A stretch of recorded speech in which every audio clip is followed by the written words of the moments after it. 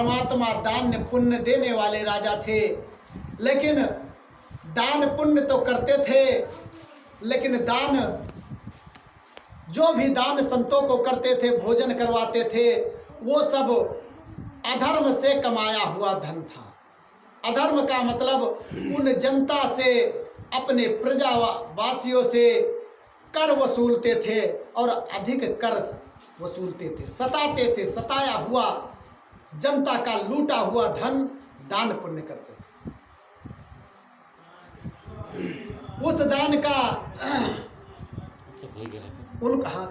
उनका कोई पुण्य प्रताप नहीं मिला था। आज उसी दान के परिप्रेक्ष्य में हम आप भक्तगण उस कहानी के माध्यम से चल रहे हैं महाभारत की ओर।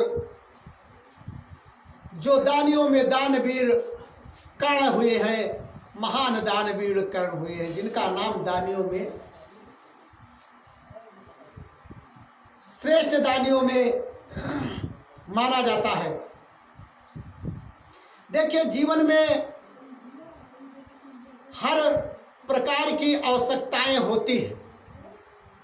जिस तरीके से हमें भोजन करने के लिए प्रत्येक दिन भोजन चेंज करते रहते हैं, तो भोजन का स्वाद और भोजन का टेस्ट ही अच्छा लगता है। और मुझे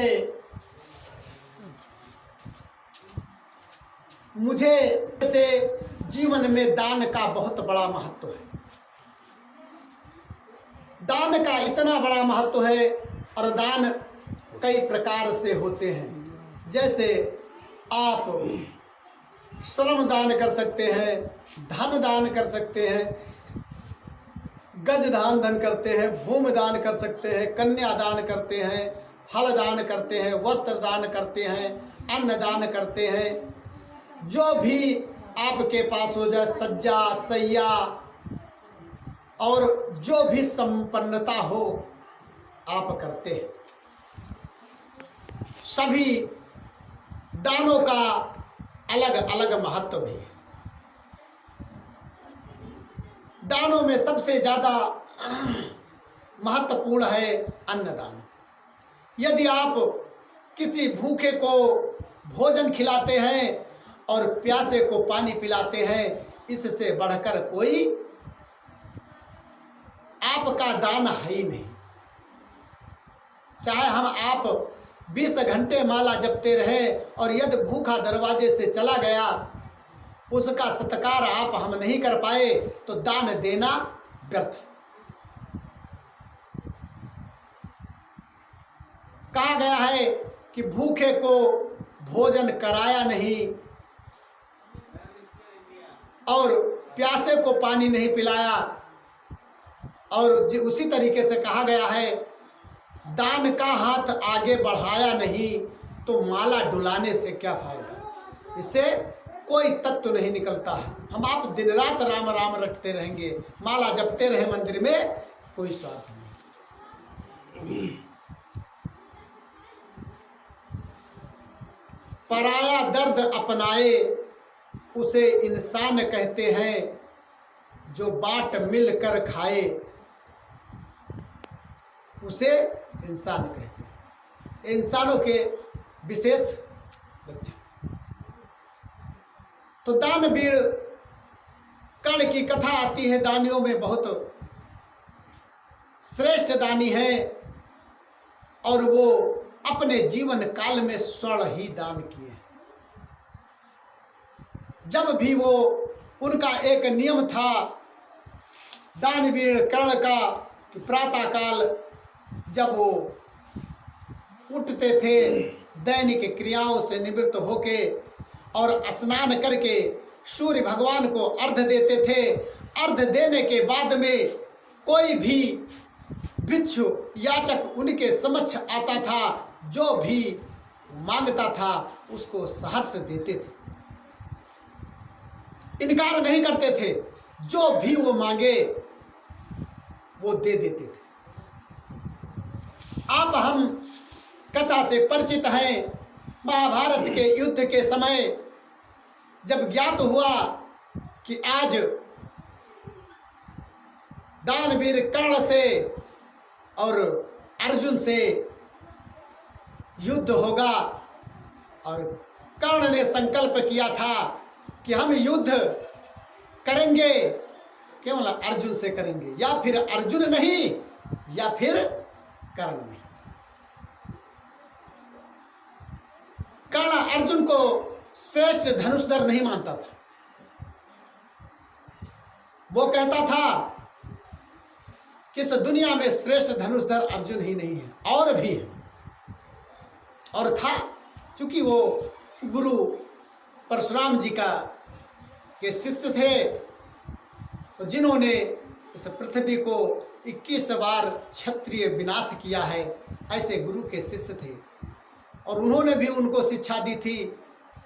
अनजान में ही उन्होंने कहा था कि मैं ब्राह्मण पुत्र हूँ, इसलिए शिक्षा दी थी, नहीं तो क्षत्रियों को शिक्षा ही नहीं देते हैं। दान में जब इस तरीके से होती है कि कवच कुंडल सहित उनका जन्म होता है, आप कथा से परिचित हैं। एक दिन जब वो प्रतिज्ञा कर लेते हैं कि कल महाभारत के युद्ध में या फिर अर्जुन नहीं या मैं नहीं, चूंकि देवराज पुत्र हैं, देवराज इंद्र ब्राह्मण का रूप बना के आते हैं, और आते हैं इसके साथ ही साथ सूर्य भगवान भी इस चीज को जानते हैं, और वो भी आकर कर्ण को बताते हैं कि कल देवराज इंद्र तुमसे तुम्हारा कवच और कुंडल मांगने आए, मत देना। और वो सूर्य पुत्र है कर्ण, और ये इंद्र पुत्र। दोनों में घमासान चल रहा है। सूर्य भगवान उनको ज्ञात करा देते हैं। इंद्र भगवान इधर भेष बदल कर, और एक दिन प्रातः काल कर्ण गंगा जी में स्नान कर रहे हैं। स्नान करके ध्यान करके सूर्य को अर्घ देकर जो ही पीछे मुड़े तो ही देखा कि ब्राह्मण देव सामने खड़े हैं। चूंकि सूर्य देव ने बता ही दिया था कि इंद्र देव हैं, इसलिए कोई शंका था नहीं। उन्होंने देखा, तुरंत प्रणाम किया ब्राह्मण देव को, और प्रणाम करके कहा, हे ब्राह्मण देव, आप अपनी याचना कहिए। जब उन्होंने कहा इस चीज को, तो कर्ण ने कहा कि हे देवराज इंद्र, आप ब्राह्मण रूप में आए हैं, आप जो भी मांगे मैं दूंगा, आप तो देवराज इंद्र हैं। कर्ण जानते ही थे। तब उन्होंने कहा कि मैं आज आपसे दान में आपका कवच और कुंडल, आप कथा से परिचित हैं, उन्होंने अपना कवच और कुंडल दान दिया। अंत समय महाभारत के युद्ध में अंतिम क्षण कुछ नहीं रहता है कर्ण के पास, तो उनके स्वर्ण के दांत हैं, उनको भी श्री कृष्ण भगवान को दान दे देते हैं। अंतिम समय में कर्ण से मांगते हैं कि हे कर्ण, आज मैं तुमसे दान मांगता हूं। जब वो महाभारत के युद्ध स्थल भूमि में है, तब भी वो स्वर्ण के दांत को अपने तोड़कर उस समय याचना करते हैं, देते हैं। वो भी कहते ये झूठे दांत हैं, फिर भी वो गंगा में धुल कर वो देते हैं। इतना प्रतापी दानवीर कर्ण है। जब महाभारत के युद्ध में उनका अंतिम क्षण हो जाता है, उनकी मृत्यु होती है, जब वो स्वर्ग धाम को जाते हैं, प्रभु के धाम में जाते हैं, तब इंद्रलोक के जब दरबार में पहुंचते हैं यमराज महाराज के वहां, तो जो हमने कर्म किया है, जो हमने दान पुण्य किया है भैया, इसका फल आपको मिलता है। दान का फल आपको मिलता है। जिस चीज को आपने, जैसे भूखे को आपने अन्न खिलाया है, रोटियां खिलाई हैं, तो रोटियां आपको भी मिलेंगी। आपने फल किसी को खिलाया है तो फल आपको मिलेगा, जल पिलाया है तो जल आपको मिलेगा। जो ऐसा आपने सेवा किया है इस संसार में रहकर मानव तन से, वो आपको मिलेगा। ये आत्मा आपकी उस सूक्ष्म रूप में, मन रूप में जाएगी, और इसके कर्म का फल उसको मिलना निश्चित है। जब दानवीर कर्ण वहां जाते हैं, तो इंद्र भगवान उनके सामने, यमराज महाराज जी, धर्मराज महाराज जी उनके सामने बढ़िया सोने की थाली में सोने की रोटियां सामने रख देते हैं। कि लीजिए कर्ण जी और ये रोटियां खाइए सोने की। जब उन्होंने कहा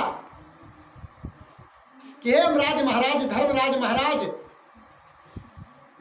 कोई सोने की रोटी खा सकता है? अरे अनाज की रोटी हो, फल हो, फूल हो, घी, दूध, मक्खन इत्यादि जो खाने वाले पदार्थ हैं उनको खाया जा सकता है, सोने को कहीं खाया जा सकता है? सोना तो धारण करने वाली वस्तु है, उसको धारण कीजिए, आभूषण के रूप में बनाकर कीजिए, या आप अपने घर में उसको जेवरात के रूप में प्रयोग कीजिए, रखिए, पहनिए, जो भी कर सकते हैं। यह कहीं खाने वाली चीज है। तो यमराज धर्मराज महाराज ने कहा कि हे दानवीर कर्ण, तुमने अपने जीवन में मात्र स्वर्ण दान किया है और कुछ आपने दान नहीं किया है। जो दान किया है, उस जो कर्म किया है, उस दान का फल तुमको मिल रहा है, वो तुमको दिया जा रहा है। तुमने अपने जीवन काल में ना तो अन्न दान किया है, ना तो फल दान किया है, ना तो कोई खाने पीने वाली वस्तु आज तक दान किया ही नहीं, केवल स्वर्ण का दान किया अपने जीवन में। इसलिए तुमने जो दान किया था वो आपको मिल रहा है।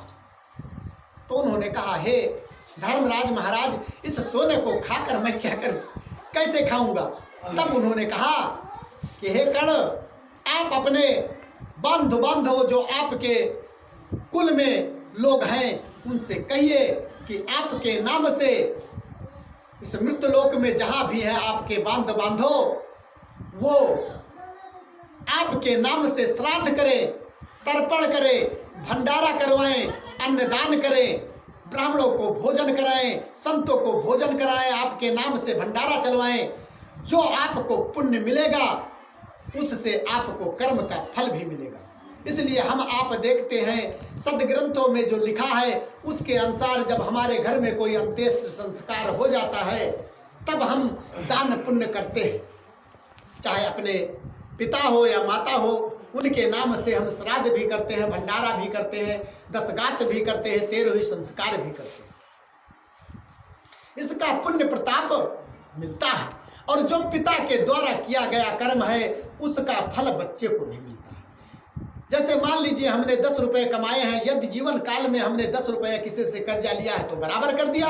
अगर हमने अधिक कमाया है या बाकी रह गया, हमने 10 रुपया किसी से कर्जा लिया था और कमा के 5 रुपए देंगे तो 5 रुपए तो कर्जा है ही है, वो हमारे बच्चे को मिलेगा, उसका फल बच्चा भोगेगा। हम तो अपने जीवन में चले जाएंगे जो करनी किया है, या पूर्व जन्म में हमने जो कर्म किए थे उसका हमको फल मिल रहा है। आज हम अच्छे अच्छे फल खा रहे हैं, जो पेड़ हमने लगाए थे पहले उसी का फल आज हम पा रहे हैं, जो हमने पहले कर्म किए थे। इसीलिए बाबा गोस्वामी तुलसीदास ने लिखा है कि बड़ी अभाग्य मानुष तन पावा, बड़े भाग्य से इस मनुष्य तन को आपने प्राप्त किया है। और ये तन ऐसे लिए गंवाने के लिए नहीं मिला है, अब आप इसको गंवा दे तो बेकार है जिंदगी कितनी खूबसूरत जिन्हें अभी तक पता नहीं है। छोटी सी भजन, उनके नाम से श्राद्ध किया और अन्नदान, फलदान, जो सब कुछ दान किया, तब जाके उनको उस स्वर्ग लोक में फिर भोजन प्राप्त हो। इसलिए हम आपको दान देना चाहिए, तो ये नहीं कि प्रभु के पावन चरणों में हम दौलत का अर्पण करें। दौलत के तो प्रभु भूखे ही नहीं हैं। हम जब भी उनके दरबार में आए या उनके सामने वंदन करें, पूजा पाठ करें, तो अपने भाव को अर्पित करें कि हे प्रभु, आप ही मेरे जीवन की नैया को चलाने वाले हैं, आप ही इस नाव के पतवार हैं, अब इसको खेकर आप ही पार लगाएं। और वो पार लगाए हैं, उनकी कृपा है तभी आप इस सत्संग में प्रभु के धाम में बैठे हैं। अन्यथा वो ऐसी माया डाल देंगे कि आप सत्संग तक पहुंच ही नहीं पाएंगे, मंदिर तक पहुंच ही नहीं पाएंगे। यह आप कटु सत्य है, कटु सत्य है। इस तरीके से वो दानवीर कर्ण को दान का फल मिलता है। इसलिए हमेशा जो भी आपके घर में हो ये नहीं कि द्रव्य हमने चढ़ा दिया बस हो गया। द्रव्य के चढ़ाने की क्या जरूरत है?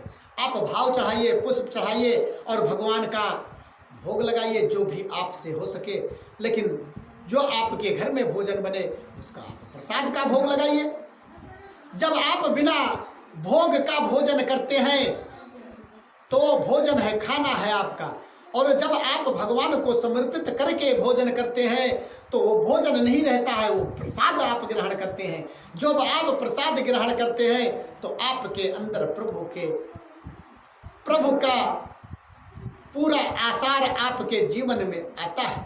प्रसाद ही प्रभु का प्रसाद है, भोग है उनका, आशीष वचन है उनके। इसलिए हम आप जब भी भोजन आपके घर में रसोई में बने तो पावन चरणों में प्रभु का भोग करना चाहिए, इसके बाद भोजन करना चाहिए। लेकिन इसके साथ साथ आपको भोग लगाने से पहले आपको गुरुमुखी भी होना चाहिए। जब आप गुरुमुखी हैं तभी आपको भोग भी लगाना चाहिए। वैसे आप कुछ भी करें, करने के लिए आप स्वतंत्र हैं, जिसकी जैसी मर्जी हो वैसा करें, कोई रोक सकता है। लेकिन यदि आप कर रहे हैं तो बिना ऐसा होने से नहीं करना चाहिए। जब तक आप गुरुमुख नहीं हैं तब तक आपके घर में भोजन बनाने वाला कहाँ शुद्ध है। जब आप गुरुमुख हो जाएंगे और गुरुमंत्र ले लेंगे, आप भोजन बनाइए, वैष्णव जन हो गए, आप भोजन बनाइए, प्रभु के चरणों में आप समर्पित कीजिए, आपका जीवन ही भोगमय हो गया। तो इस तरीके से उन दानवीर कर्ण को इसका फल मिला और फल मिलकर उनको फिर भोजन प्राप्त हुआ और उन्होंने भोजन किया, सुख धाम को गए। इस तरीके से दान भी देना चाहिए। तो हर एक चीज को दान देना चाहिए।